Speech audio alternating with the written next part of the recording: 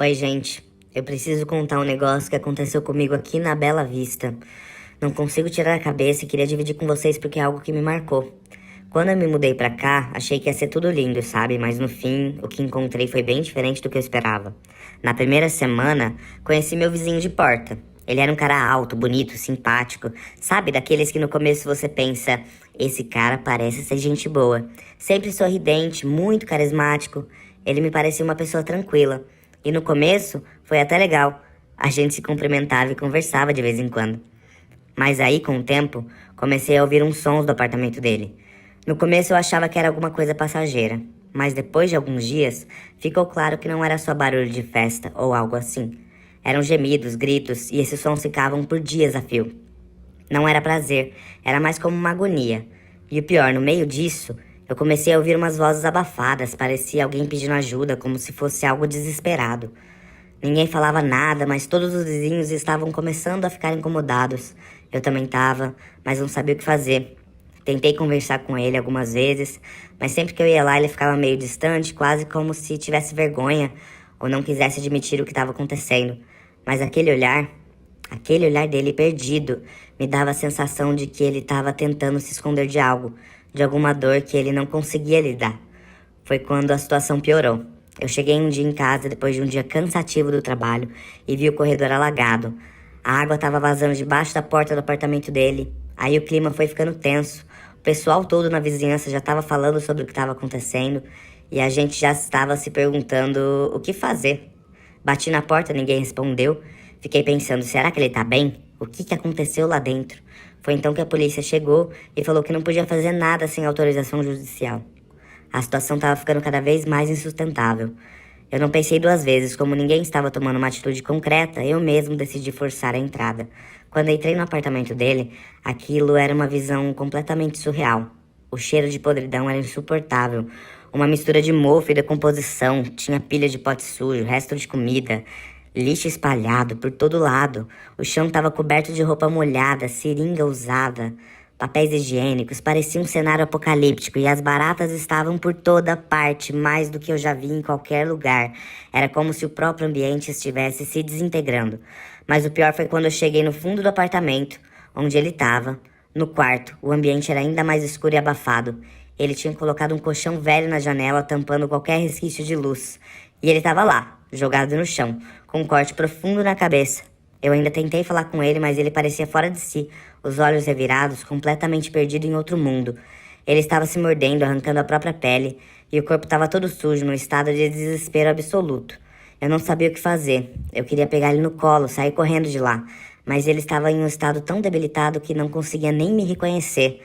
Aquele lugar que antes parecia apenas mais um apartamento na Bela Vista se tornou um símbolo de algo muito mais profundo. Eu nunca vou esquecer aquela cena. Uma cena de autodestruição, abandono e dor, que foi a visão mais real do que eu já tive do que acontece quando a vida de alguém se perde em meio aos excessos e à solidão. A Bela Vista, aquele lugar que eu achava que seria bonito, foi só o palco para uma história de abandono e desespero. E aquele momento, que ficou gravado na minha mente, me fez perceber o quanto a gente, muitas vezes, ignora o que acontece nas portas ao lado, nas vidas que se escondem atrás de cada janela. Eu me pergunto quantas histórias como essa existem por aí e quantas pessoas estão passando por algo semelhante, mas ninguém vê. Bem-vindos ao Moedor, eu sou o Cris Zanovski. Eu sou o Lucas Raniel. E eu sou Gabriel Cordeiro. Gente, vocês sabem que a gente começa nossos episódios aqui sempre com um relato real de pessoas que vivenciaram o sexo com drogas, as consequências que isso traz pra vida dessas pessoas. E a gente sabe que isso é uma questão de saúde pública, né, gente? E a gente tem aqui como parceiro principal desse projeto, que é a Coordenadoria de ST e AIDS aqui da cidade de São Paulo, né não? É isso, e hoje o nosso axé vai ser especial, porque o nosso convidado, ele na verdade é parte da coordenadoria e o axé vai ser com ele, então uma axé pro nosso convidado, Adriano Queiroz. Axé! E vamos começar esse episódio. Bom, muito bem-vindo, Adriano. Obrigado pela sua presença aqui. Então, eu já quero aproveitar também e falar pro pessoal lá de casa e seguir o nosso @ lá no Instagram, que é @moi_dor, e acompanhar tudo que a gente está aqui criando e construindo, e hoje na presença do Adriano, da Coordenadoria de ST/AIDS. Então, roda a vinheta.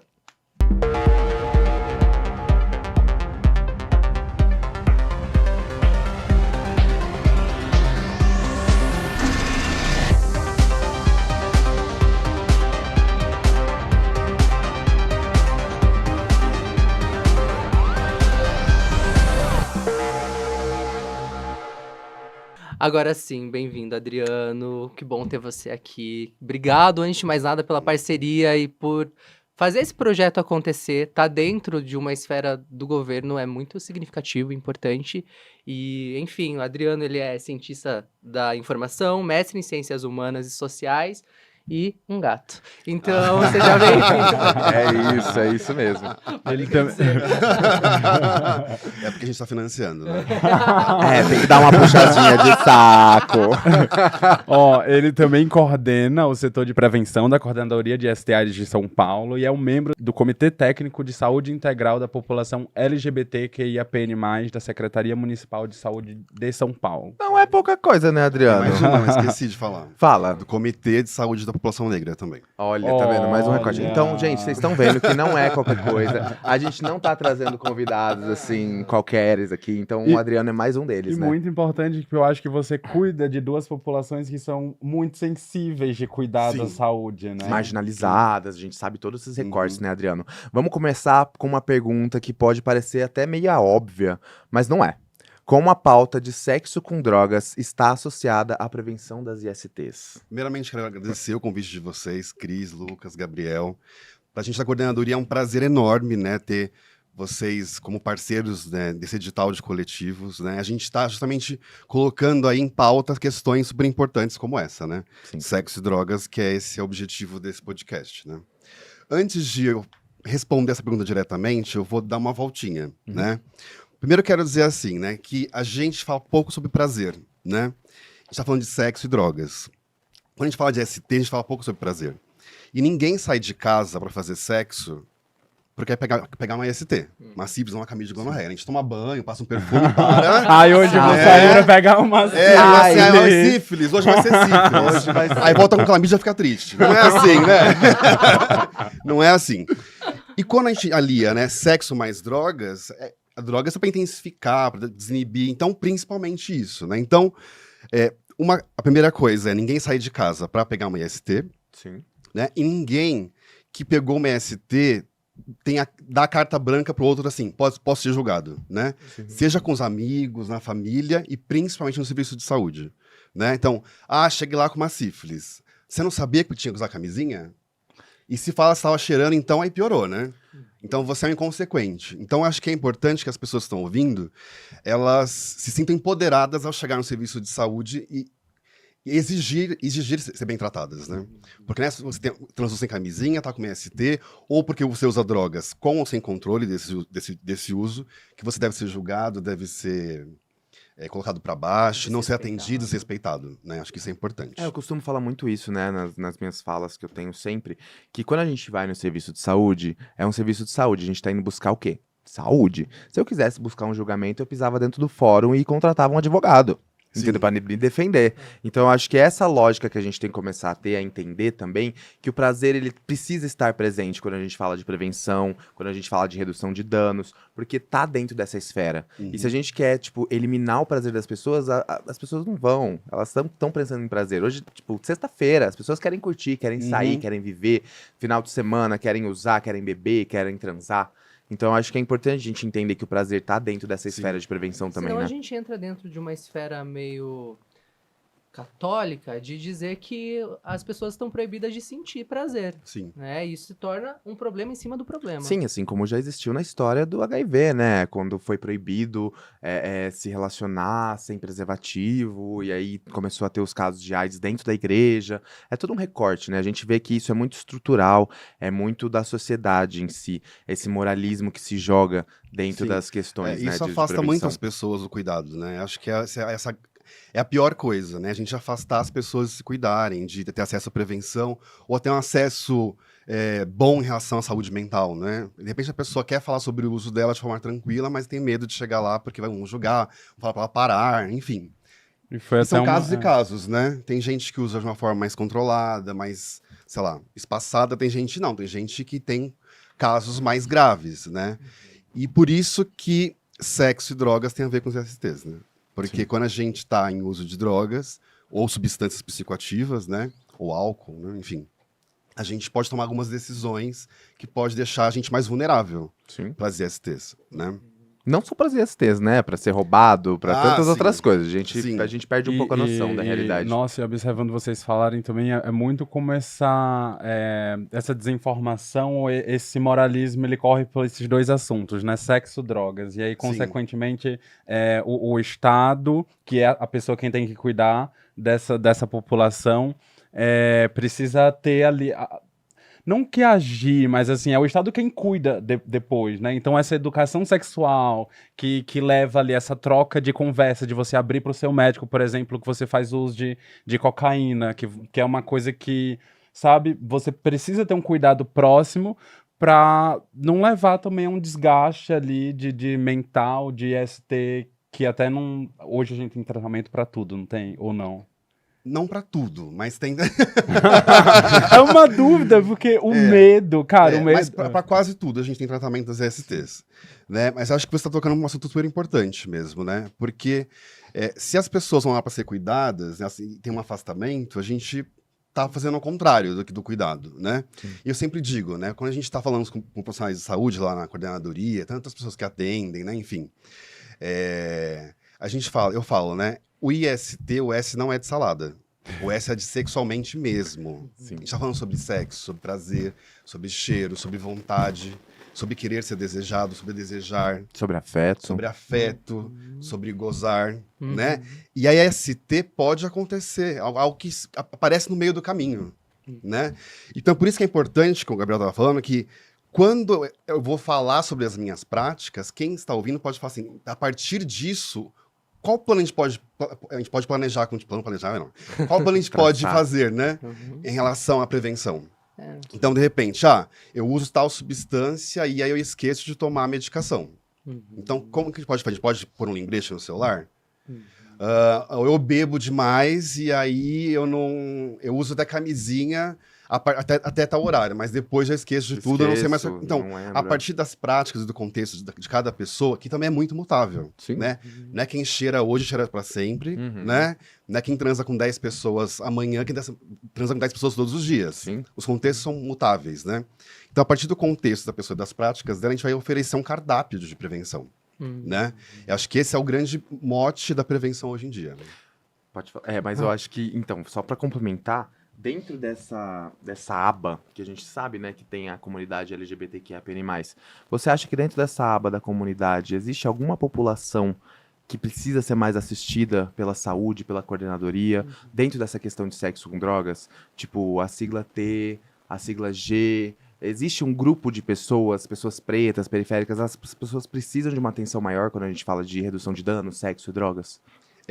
Qualquer pessoa pode pegar uma IST, Sim. isso a gente já sabe, Sim. né?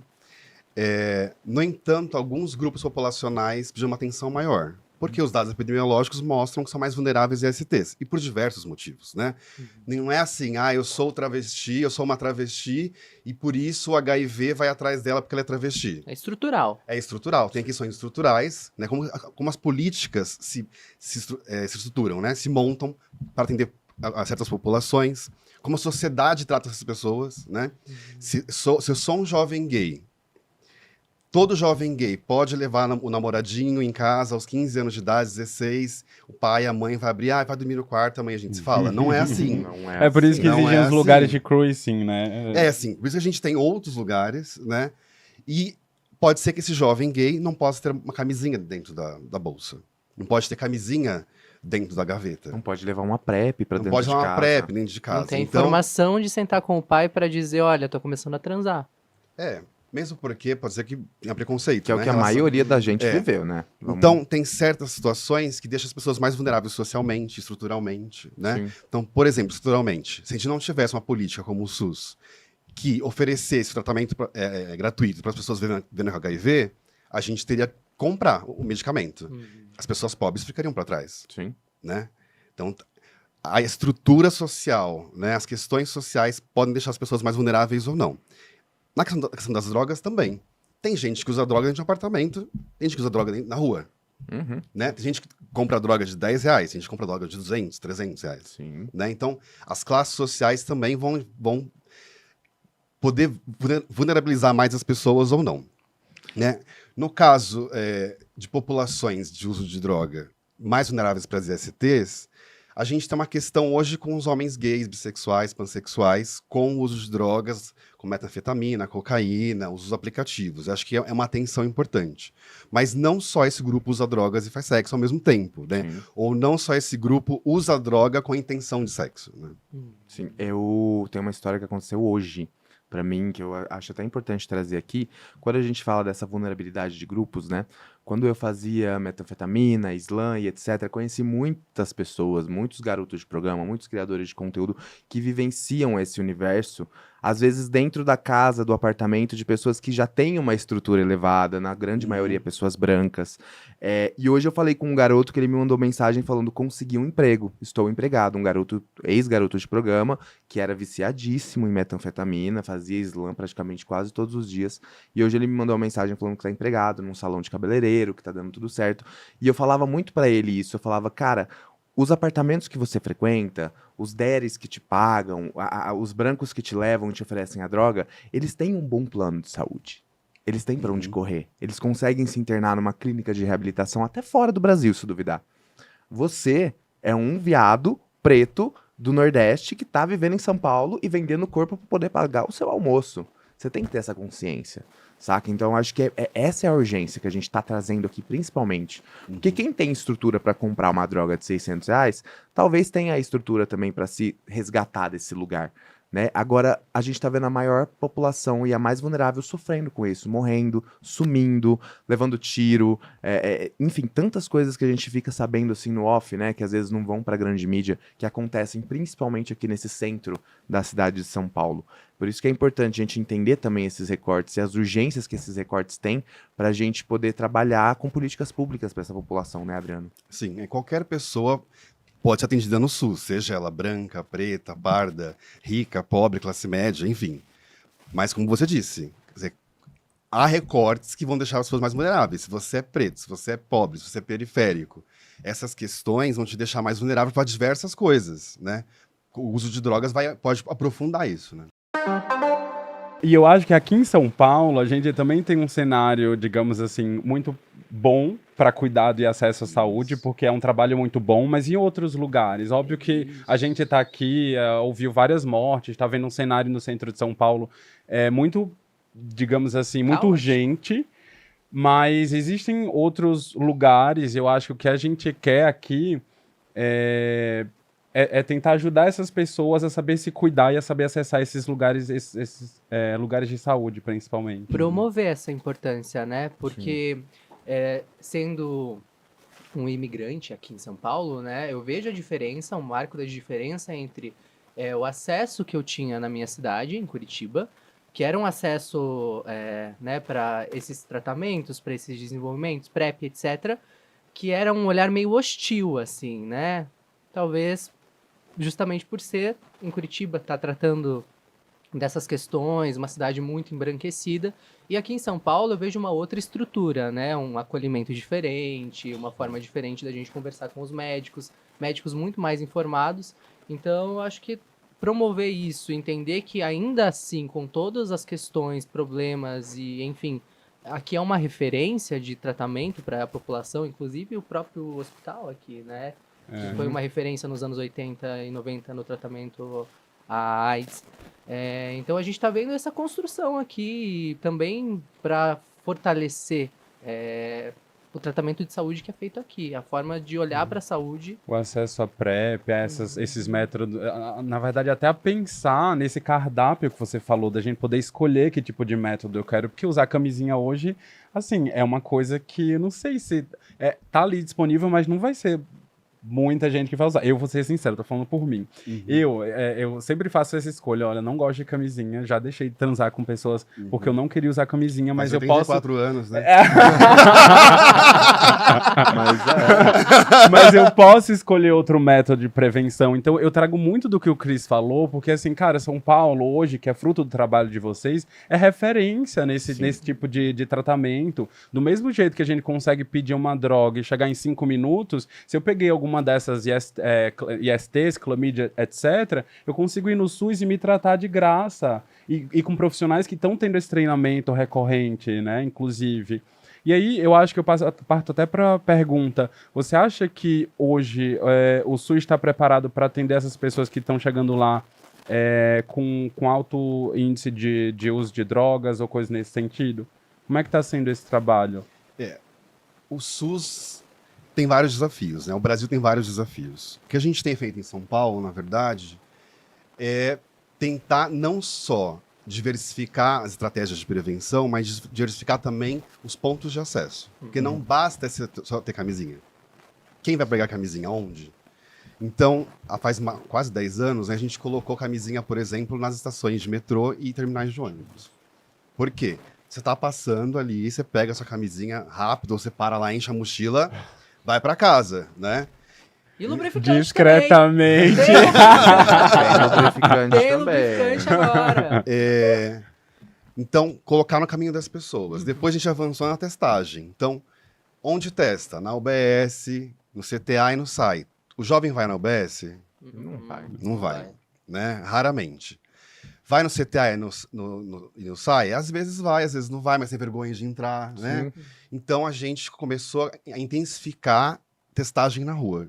Sim. Né? Porque as pessoas, tô na balada, tô na praça, não sei o quê, tem alguém ali testando, vou lá fazer. E depois a PrEP, né? E a PEP. Como a gente consegue colocar? Primeiro a gente colocou a PrEP na periferia aqui em São Paulo. Começou na periferia, né? Em lugares mais distantes. Depois nos outros serviços. E depois a gente colocou a PrEP na rua, né? É uma unidade móvel ou o parceiro, de repente, tem uma associação de bairro, uma fábrica de cultura, um centro cultural, que tem algumas salas lá que pode ceder pra gente, a gente faz testagem e oferece a PrEP na rua. Então, diversificar os pontos de acesso, né? Porque não basta ter a tecnologia, se a gente não tem como oferecer para as pessoas, principalmente aquelas que mais precisam, né?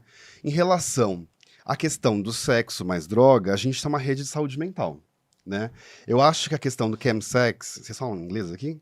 A gente tá tentando. A gente tá tentando Esse é o abrasileirar o ponto. negócio. Desculpa. Esse é um ponto também que a gente traz aqui no nosso videocast, porque quando a gente fala chemsex, a gente deixa restrito a um grupo muito pequeno que vai entender o que a gente tá falando, mas a gente tá tentando trazer uma linguagem mais sexo com aditivos, colocação, uma linguagem mais nossa também, né, da nossa comunidade. Twin, né, que a gente até Ouviu teve o o Twin Alan na aqui, periferia, que o trouxe Alan, muito lembra? isso. O Alan daqui, trabalhando na sim. coordenadoria, ele falou do Twin, que na periferia isso é muito alto também, né? Legal, Os legal. jovens falam do Twin, então a gente tenta deixar os termos em inglês um pouquinho de lado pra gente poder trazer essa população mais vulnerável. Tá no pra essa Brasil. pauta. Brasil. No Brasil. Então, o sexo... Agora, pensei em inglês, desculpa. Sexo com drogas. O sexo com drogas, a gente tem uma rede de saúde mental, né, que são os CAPs, mas a gente recebe muito essa demanda nos serviços de AIDS, né, de ST-AIDS. A gente tem os SAIs e os CTAs aqui na cidade de São Paulo. Porque as pessoas aparecem com uma IST e aí perguntam, né, como que foi isso? Eu tava lá num rolezão 3 dias usando drogas e aí apareci agora 3 dias depois, 5 dias depois, com uma ardência ao urinar, né? Aqui fala mijar urinar. Tanto faz. Mas é isso, já vivi isso, inclusive. É babado. Quem viveu sabe. Sabe? E aí, então a gente também tem uma conversa constante em relação a isso, né? Como que a gente pode encaminhar as pessoas? Também, ao falar sobre isso, não julgar que toda pessoa que usa droga está na rua, está jogada, está precisando de uma super ajuda de um psiquiatra interna agora. Não é isso, né? Tem pessoas que, de repente, foi a primeira vez que a pessoa usou e ficou 3 dias. Sim. Ou ela usa de 6 meses, ou ela usa todos os dias. Aí, a partir dessa conversa, a gente faz alguns encaminhamentos, né? A intervenção. Mas eu acho que é um assunto, falando de sexo com drogas, do jeito que a gente está vendo agora, é um assunto mais novo. A AIDS já viveu um período de injetáveis, lá no começo da epidemia, né?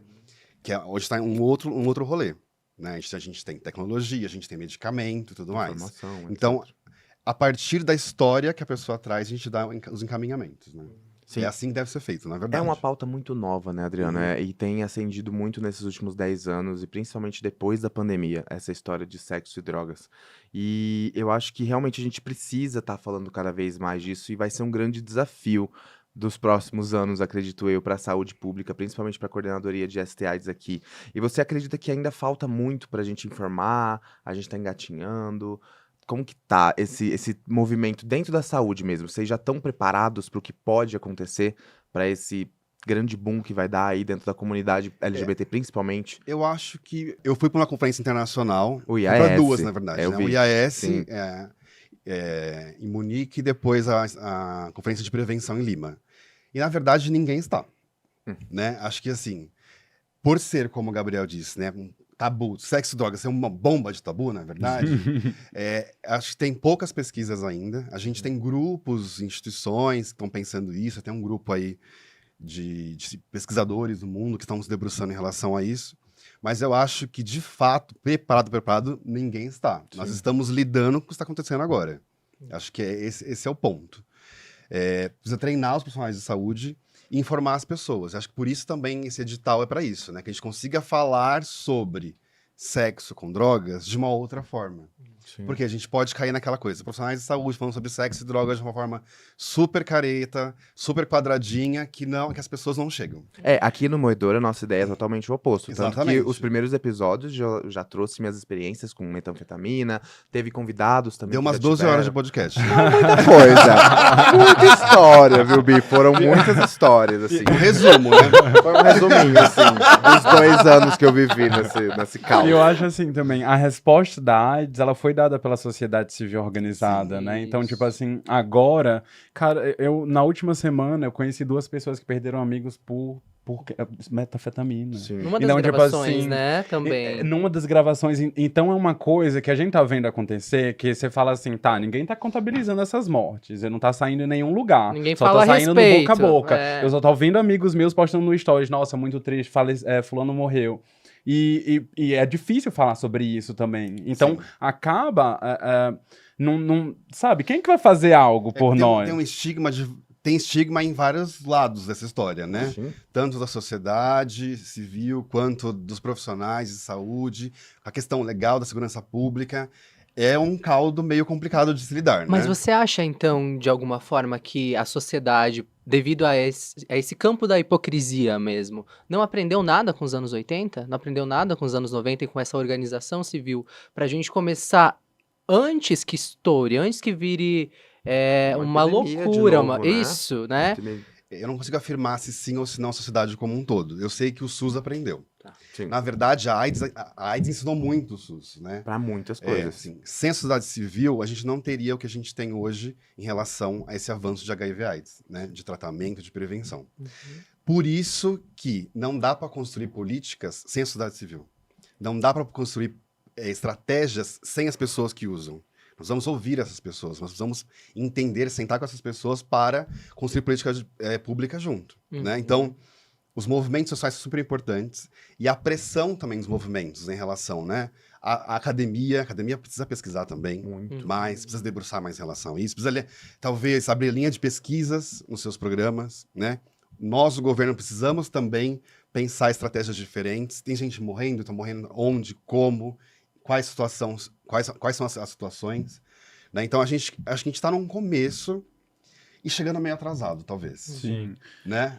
Você acha que, dentro disso tudo que a gente está aqui conversando, existem alguns fatores, né, que potencializam isso tudo na sociedade, como, por exemplo, a desigualdade social, que a gente está aqui batendo no martelo sempre, e também o uso desenfreado dos aplicativos de relacionamento. Eles são facilitadores, que é isso? né? Eu não sei. Eu vejo... Ela tem o que? Babu? Como Tão puritano. Bate-papo UOL. Bate-papo UOL. Hoje eu vejo os aplicativos com mais esse lugar mesmo, né, da problematização, porque ali você encontra tudo, desde substâncias para você usar durante o sexo, até o sexo em si mesmo, ou até fetiches, ou até parafilias, você vê tudo dentro desses aplicativos. Você acha que ele vai ser uma dificuldade da gente adentrar com a saúde pública dentro desses aplicativos, levar informação dentro desses aplicativos, como que podemos pensar de alguma maneira para poder levar isso para dentro desses espaços virtuais, né, dessas comunidades virtuais? A regulação dessas redes sociais em conjunto com o governo é uma opção também? A gente tenta pensar nessa junção, né? Esse é um assunto nível federal, né?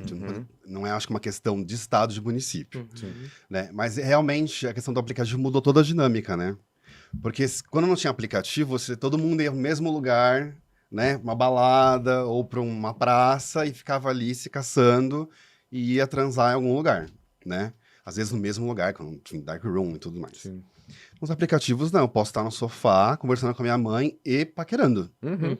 Ou né? eu posso estar em casa, vou viajar semana que vem, já jogo o Já aplicativo jogo lá lá. pra ver onde. Né? É assim que Preparado. funciona. Óbvio. Já vai com o Às vezes cardápio você tá- feito, né? Pra quem viaja muito, pode colocar 3 cidades? Não, Às vezes, pra quem o pessoal tá ouvindo, precisa saber, né? Enfim. tô lá em fulano, não sei aonde, vou chegar em São Paulo daqui a um mês. Daqui a um Sim. mês, mas já tô aqui caçando. Você tem estaria gente, disponível exatamente. aqui nessa... Não só tem gente que faz isso dentro dos aplicativos, como também tem muitos gays que eu conheço que vêm pra São Paulo e que aproveitam do serviço que vocês na coordenadoria oferecem de PrEP. Tem gente que não busca PrEP nos interiores do estado ou do país, mas chega em São Paulo é a primeira coisa que faz, porque é fácil aqui. Aqui a gente consegue ter essa distribuição. Você pode até falar um pouco dos dados que a gente tem agora, que são, pra mim, os melhores dados da quantidade de milhares de pessoas que estão em PrEP hoje em dia aqui pela coordenadoria, né, Adriano? Sim. Nós somos a cidade que mais oferta PrEP no país, né? Chique. Quase 1/3 dos cadastros de... Uf, Sem problema, tá tudo bem. é que eu comecei a falar de mim, já que... Não, tô brincando. Nem é de mim, da coordenadoria. Então, a cidade de São Paulo é a cidade que tem maior número de cadastros de PrEP do país, é praticamente 1/3 dos cadastros do país todo. E isso é muito importante porque nós estamos no 7º ano consecutivo de queda de novas infecções de HIV, né, na cidade de São Paulo. Isso é muito bom. E por que isso acontece? Porque a gente tem pessoas se tratando, né, a gente tem testado mais, com isso, pegado a infecção mais precocemente e colocado a pessoa em tratamento. Aquela pessoa vendo HIV que está em tratamento há mais de 6 meses, indetectável, não transmite o vírus por via sexual, certo? Então a gente bloqueia a circulação do vírus de um lado. Do outro lado, as pessoas são mais vulneráveis ao HIV, elas podem acessar a PrEP. Quem está usando PrEP, a gente bloqueia do outro lado. Então, a gente tem uma queda agora, super importante, que de 2016 a 2023 foi mais 50%. A gente teve uma queda de 55% de novas infecções. Principalmente de 2022 para 2023. Houve uma queda de 22%. Uau. Isso é muito bacana. E quase 60% da população jovem, de 15 a 29 anos, que é a população que é a mais atingida, né? Nos últimos anos, a gente vê que mais acumula novas infecções. Então, a gente tem conseguido, porque a gente tem conseguido também ampliar o acesso de PrEP, né? Tem um dado também que eu quero trazer aqui que você esqueceu, mas que eu sempre falo pra todo mundo, gente, que a coordenadoria de ST/AIDS daqui da cidade de São Paulo não registra novos casos de transmissão vertical há quanto tempo? A gente Tem foi tempo certificado em já, 2019. 2019. Exatamente. Então, assim, o Que é da trabalho pessoa muito bem gestante para a criança, né? Isso é um Sim. dado super importante, feito. Muito, Lucas. muito. É porque a gente sabe que algumas infecções sexualmente transmissíveis podem passar da gestante para a criança, né? E a cidade de São Paulo, deste tamanho, conseguiu certificação em 2019. E a gente vem recertificando pela 3ª vez. Porque não basta ser certificado, a gente precisa manter isso, né? Manter a qualidade da atenção às pessoas gestantes. A gente tem um protocolo muito, muito próximo da pessoa gestante, né? Então a gente faz 4 testagens, né, de HIV, os primeiros... a cada trimestre e também na hora do parto, né? Sim, atualmente a coordenadoria de ST/AIDS está trabalhando bastante, né, com a comunicação virtual. Você tem sentido uma melhora também? Quais são as campanhas de comunicação que a coordenadoria está fazendo agora para falar sobre a PrEP na rua? Tá rolando esse movimento aí dentro das redes sociais? A nos gente tem veículos de nossa comunicação? rede social principal é o Instagram, né? Sim. A gente tem nosso perfil no Instagram, a gente também publica no Facebook, acho que no X também, Sim. no X. X. Estamos no Brasil. No X, no Twitter, né? E também a gente tem essa estratégia de nossos parceiros. A gente tem parceiros tanto dos coletivos e das ONGs, mas também parceiros das festas, dos clubes de sexo, né? De coletivos, outros coletivos que não estão nesse edital. Então a gente tem estratégias diferentes para cada público, né? E tem funcionado muito bem, né? A gente vê tanto que esses dados que vocês trouxeram, agora principalmente no IAS, vocês foram, assim, ovacionados. Eu fiquei sabendo que você tava lá e a galera elogiando muito, porque o São Paulo vira meio que uma referência, né, para os outros lugares a pensar dessa outra maneira, de como a gente vai comunicar sobre prevenção, como a gente vai levar essa informação. É educador de pares, é por via coletivos, é por via artística, e aproveitando e já pegando o gancho gancho, assim, na outra pergunta, você enxerga que a cultura e as festas, os festivais, eles podem ser aliados na prevenção e na redução do estigma sobre o HIV aqui na cidade de São Paulo e no Brasil como um todo? Você acha que essa parte cultural, essa parte do entretenimento, das festas, ajuda pra gente a reduzir os estigmas dentro do HIV? Com certeza. Total certeza. A Né? coordenadoria faz trabalhos também, né? A gente faz parcerias, né, com festas, enfim, bailes funks, enfim. A gente tem muitas estratégias, né? Então, a gente tem estratégia do Educador Entre Pares, por exemplo. A gente tem 6 projetos de prevenção na cidade de São Paulo, são mais de 200 agentes de prevenção que trabalham com educação entre pares com a sua comunidade. Então, nós temos mulheres trans e travestis que fazem um trabalho de educação entre pares. Tem jovens, gays, pessoas que usam drogas ou que já estiveram em uso, tem facilidade de conversar com pessoas em uso, né? Tem mulheres também, mulheres cis, né, no projeto Elas com Elas, que fazem esse trabalho de proximidade com a comunidade. Essas pessoas também são aquelas pessoas que falam assim, olha, aqui nesse cantinho da cidade dá para fazer uma PrEP na rua. Então a gente vai lá com o nosso caminhão, que é um caminhão que é preparado para fazer teste e fazer prescrição de PrEP e PEP, e a gente vai rodando a cidade aí com cada contexto sua estratégia. Então a gente tem o CTA da cidade também, que é um ônibus, que é um serviço de saúde completo, que roda a cidade de São Paulo de quinta, sexta e sábado, e agora uma vez por mês, domingo na Praça Roosevelt. E também os mais novos, a Estação Prevenção, que fica na Metrô República, Sim, né? isso pra mim é Que nós icônico. abrimos faz um ano e tem mais de 10 mil atendimentos. Uau. Muita coisa. Nós conseguimos fazer mais de 4 mil cadastros de PrEP novos em um pouco mais de um ano. A presença da coordenadoria pela cidade faz uma diferença gigantesca, né? Não é à toa que tantas pessoas estão tendo esse acesso e transformando a vida, porque é um trabalho de formiguinha, num a um mesmo, né? Construir, elaborar esse lugar. Pode falar. Não, e eu acho que o grande desafio da saúde é justamente trazer essas pessoas e acessar ali, né, esses guetos, essas bolhas, essas comunidades, assim, e manter esse trabalho de, digamos assim, reduzir o número e ser a cidade de São Paulo ser um exemplo para outras políticas de saúde de STs é uma coisa gigantesca, porque eu lembro que no começo da AIDS, São Paulo era esse estado que ditava as políticas de saúde para outros estados. Então agora, vocês continuarem com esse trabalho, pensando em novos desafios, porque o nosso desafio não é o mesmo de antes, Sim. mas são outros desafios, seja de conter a infecção, né, até de prevenir mesmo. Essa estratégia de PEP, PrEP é tipo... Sim.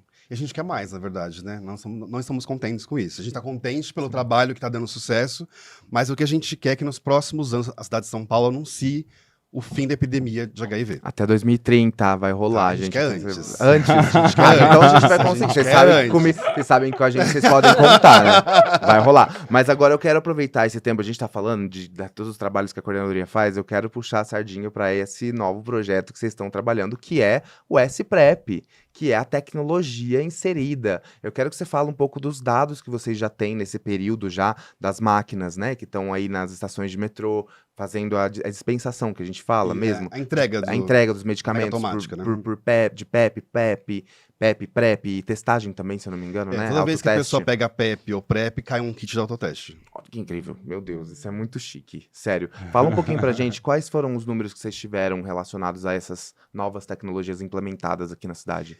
A gente primeiro tem a Estação Prevenção, mas no mesmo dia que a gente lançou a Estação Prevenção, a gente lançou o S-PrEP, que é o canal online que faz prescrição via teleconsulta.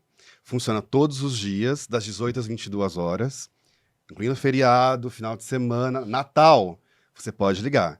Ano Novo, você vai poder ligar também. Isso é tão importante. Tá vendo, Porque gente? as pessoas chegam, às vezes, desesperadas no consultório. Sim. Transei sem camisinha. Onde que eu busco? Ou liga, ou manda mensagem, sábado à noite. É necessário Não, essa todos os informação. dias e num horário muito diferente do horário que a gente tá Exatamente. acostumado, pra mim isso é incrível, porque tem muita gente que fala, ai, mas eu trabalho a madrugada inteira, eu durmo durante o dia e acordo às 6 da tarde. Como que eu vou buscar minha PrEP? Agora você tem como. Exatamente. Agora você Ou tem vou pro como buscar. rolezão às 10, 11, meia-noite. Já bato o fio às 18 horas no aplicativo e acessa, né? Exato. Aí a gente o S-PrEP. Depois a gente colocou em 17 serviços de saúde aqui na cidade de São Paulo para retirar PrEP 24 horas. Uau. Então, São Paulo é a única cidade do país que você consegue retirar PrEP 24 horas. Que você pode ir no hospital 24 horas e retirar sua PrEP com a receita do S-PrEP. Uhum. Não passa por consulta, não passa pela triagem, vai na farmácia com a receita, Direto. retira o medicamento e vai embora, né? E aí nós colocamos as máquinas. Por quê? A gente viu que é super importante a gente entregar a PrEP e a PEP rapidamente, né? As pessoas não querem ficar sentadas 3 horas, 4 horas no serviço de saúde, né? Elas querem entrar e sair com o seu remédio, com a sua medicação de prevenção, rapidamente. E às vezes nem querem ser vistas também, né? Exatamente. Tem que ter esse ponto também. Exatamente. Então, a gente colocou as máquinas justamente para isso. Para aquelas pessoas que porque, assim, para essa máquina tem que fazer pela S-PrEP, a teleconsulta, né? Então, faz a teleconsulta, recebe a receita por WhatsApp, e-mail, SMS, e no próprio celular fica um QR Code, que a pessoa vai na máquina, coloca no leitor e já desce a medicação. Gente. A medicação para PrEP pode ser para 30, 60, 90 ou até 120 dias. Então, a pessoa pode pegar PrEP para 4 meses. Uau! Que chique, Isso. Adriano. E aí cai também um autoteste, né? Que diferença. Não tem, então, como... Só fica se você não quiser. É, gente, a coordenadoria tá fazendo um papel muito importante aqui na cidade, inclusive parabéns pra você e toda a equipe, porque é isso, né? A gente tem que ofertar. A gente tem disponível. O que a gente tem que fazer agora é ofertar. E o nosso papel aqui, como videocast, como projeto, como coletivo, é também agora comunicar o trabalho que vocês fazem, né? Eu acho que esse é o nosso principal trabalho também, para além de trazer os questionamentos que envolvem sexo, que envolvem drogas, que envolvem todas as outras coisas, é a gente comunicar o que está sendo feito e mostrar o que está sendo ofertado, para que as pessoas acessem isso, né? Eu acho que esse é o ponto mais importante agora, porque a gente já avançou, eu sempre falo isso, né?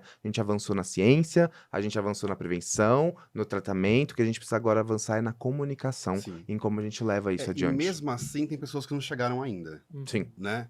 Quando a gente vai olhar os dados epidemiológicos, a gente vê que a queda em todas as faixas etárias, a queda em todas as raças e cores, né? A queda em todos os gêneros, né? Uhum. No entanto, a gente tem uma disparidade, né? Tanto na questão da velocidade da queda, então, pessoas pretas e pardas ainda são mais vulneráveis que pessoas brancas, né? A gente sabe que mulheres trans, e travestis, elas ficam menos tempo em PrEP. Então, a gente precisa pensar como a gente pode avançar para aquelas pessoas que têm menos acesso, ainda que tenham muitos pontos de acesso, tem outras questões que impedem o acesso. De repente, é isso, como a gente falou aqui no começo, né? Eu sei onde tem PrEP, mas eu não posso levar PrEP para casa. Sim. Vergonha, constrangimento. Ou que alguém vai falar alguma coisa, né? É, até porque se você digita, por exemplo, o nome do medicamento da PrEP no Google, por exemplo, você vê que é um medicamento pro HIV. Eu já recebi muita gente falando, ai, como que eu levo pra casa nessa embalagem?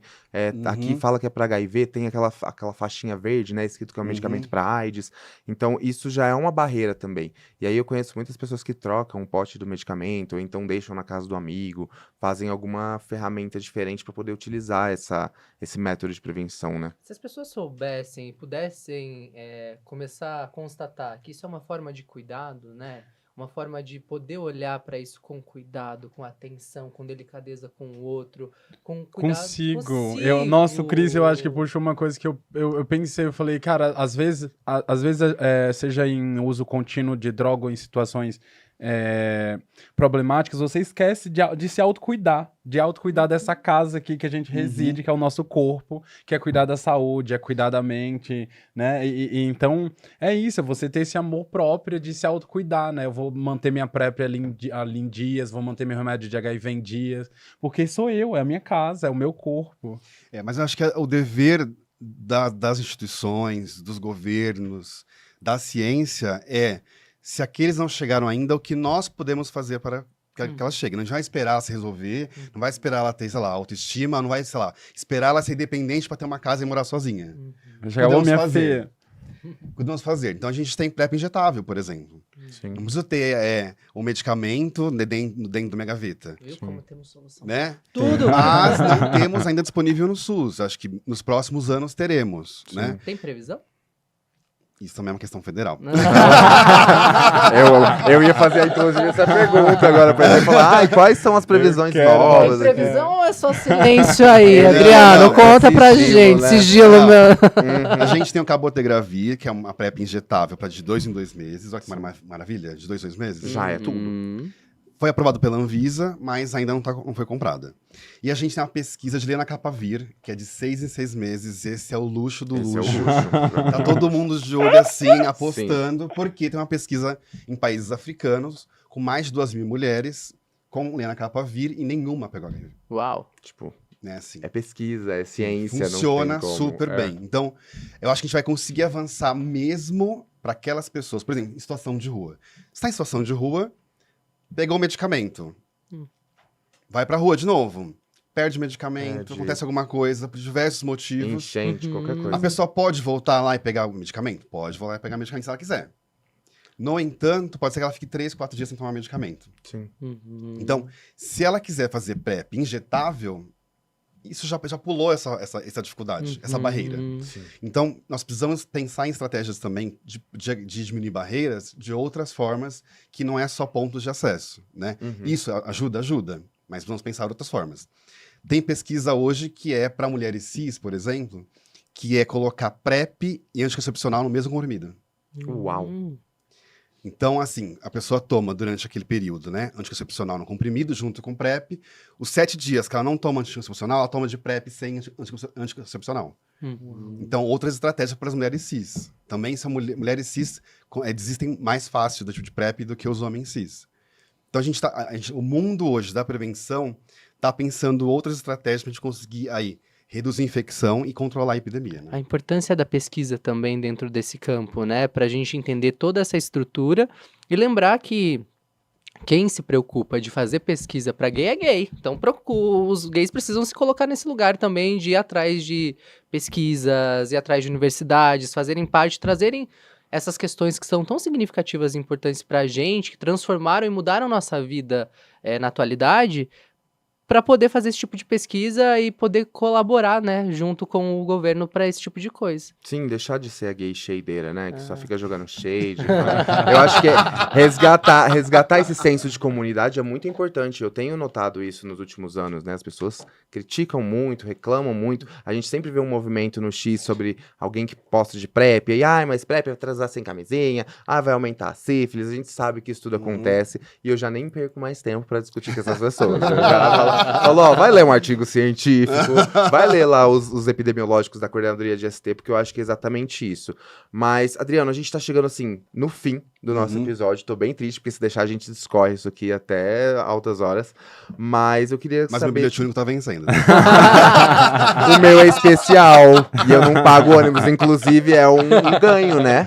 É um ganho. O bilhete único especial vem também de Sim, trabalho da sim, coordenadoria, com não vem? Não, de movimento social, né? Pedindo aí Sim. direitos para pessoas vivendo com HIV, enfim. E outras Olha. comorbidades. Olha que outras interessante. Tá comorbidades. vendo, gente? Tá vendo? A gente tem direito ao transporte público gratuito, a gente que vive com HIV. E eu acho importante também. Agora, pra finalizar, você tem algum recado, algum spoiler de alguma coisa que tá pra acontecer? Alguma máquina nova que vai surgir? Você pode aproveitar esse espaço A e gente fala tem pra gente. intenção de colocar outros pontos de acesso na cidade. Acho que isso vai acontecer no próximo ano. Acredito que sim, né? É algo que a gente está trabalhando para fazer. Principalmente para a gente conseguir colocar em outros pontos. A gente tem estação de prevenção na República, que é a região central. Tem muita gente que passa por ali. Acho que isso é importante. Sobretudo porque é perto de uma região historicamente, né, marcada ali para a questão LGBT. Né? Então a República é um ponto importante. A gente colocou as máquinas na Vila Sônia, que é a ponta final do metrô, linha amarela, da Zona Oeste. Tem na Luz também, que é um ponto de cruzamento. E a gente quer ampliar essas estratégias para outros lugares da cidade. Acho que essa é uma das novidades que a gente vai ter em breve. Espero que isso tudo dê certo. Mas o que eu acho que é mais importante falar é que as pessoas elas têm direito à prevenção. Né? Elas têm direito à prevenção, têm direito ao tratamento se tiver HIV, né? E elas têm que exigir isso. Né? Eu trabalho no governo e eu acho importante quando o cidadão exige do governo. Né? Porque isso faz a gente trabalhar mais, e a gente quer trabalhar mais. Se você, por exemplo, está ouvindo aqui, eu acho que tem que ter PrEP na rua, ou seja, que tem que ter, a coordenadoria tem que pôr um caminhão na porta do bar que eu vou, pra fazer testagem e PrEP, manda lá pra gente, @STAIDS. Oi, tudo bem? Traz a PrEP aqui perto da minha casa. Se você acha que da meia-noite às 5 da manhã vai fazer um rolezão e perto que pode ter, na garagem do local, no estacionamento, o caminhão lá, que o pessoal vai frequentar, a gente dá um jeito, né? O que não dá pra dar jeito é não ter acesso, né? Isso pra gente é inaceitável. Inclusive, vocês falam muito, né? Que se você chega num espaço, a pessoa não sabe nem o que é PrEP, entre em contato com a gente, com a Exatamente. ouvidoria que a gente vai movimentar, Se né? Eu acho você que- for no serviço de saúde, fala assim, vem buscar a PrEP amanhã, porque são 6 da tarde, fecha 7 o serviço? Não. Manda mensagem na hora pra gente, por favor. Exato, vocês entenderam, né, gente? Não, porque é um compromisso mesmo, né? A gente tem uma seriedade muito, muito, muito forte em relação a isso, né? E não é porque a gente quer prêmios e palmas, não é isso. É porque a gente sabe, com tecnologia e com vontade política, a gente vai controlar essa epidemia e a gente vai dar uma qualidade de vida para quem vive com HIV. Isso por isso. muito chique. E pra todas as outras pessoas que estão envolvidas juntas dessas pessoas também, né? Porque é isso, é tão importante que a gente se fortaleça como comunidade. Isso que tá me dizendo pra Sim. fortalecer a comunidade em si como uma potência política. Então, Sim. acho que estar fazendo isso aqui hoje é muito importante pra gente. Bom, é isso, gente. A gente chegou ao fim de mais um episódio. Eu quero aproveitar aqui o espaço para vocês também aproveitarem e seguirem os arrobas, as perfis, as páginas, tanto do Moedor, que é @moe_dor, quanto da Coordenadoria de STAIDS, que é @ISTAIDSSP. Aproveita, segue eles lá no Instagram, que tem novidade todo dia. Eles postam os endereços de onde vai ter PEP, de onde vai ter PrEP, de onde vai ter testagem. Quero muito agradecer a sua presença aqui, Pra Adriano. seguir aí, coloca lá, gente, vim pelo moedor. Isso, exatamente. Hashtag vim pelo moedor. Exatamente. Muito obrigado, viu, pelo Adriano, pela oportunidade. Eu Eu por agradeço, estar aqui obrigado. com a gente. E é isso, gente. A gente se vê numa próxima. E não se esqueçam do nosso lema, né? Que é o quê? Moer dores. Processar ideias. E elaborar sentimentos. É isso, gente. Até a próxima. Beijo.